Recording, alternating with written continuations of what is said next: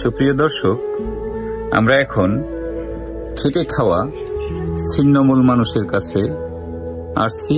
দেখেন তারা এক মুঠো ভাতের জন্য কত কষ্ট করে, তারা মাথার ঘাম পায়ে ফেলে এবং খাওয়ার অবস্থানটা দেখেন। আপনারা হয়তো ডাইনিং টেবিল ইউজ করেন, কিন্তু তাদের ডাইনিং টেবিল হয়েছে পায়ের উপর অথবা ধুলা কর্দমাক্ত মাটির মধ্যে। এটা আসলেই অত্যন্ত বেদনাদায়ক। আমার মনটা ওনাদের এই অবস্থা দেখে অত্যন্ত ব্যথিত।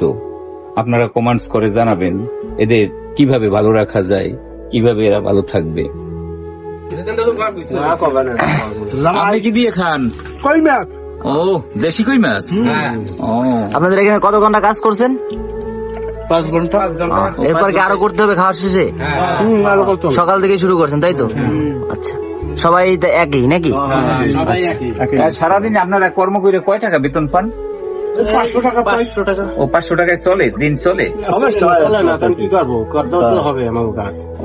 আসলে জীবনের সাথে যুদ্ধ না, একজন মানুষের ব্যক্তি বিশেষের কি পরিমাণ কষ্ট। আচ্ছা, কয়টা পর্যন্ত কাজ করতে হবে? সকাল থেকে 3টা পর্যন্ত কাজ করার 500 টাকা দেবে তাই তো? কি পরিমাণ পরিশ্রম তারা করে।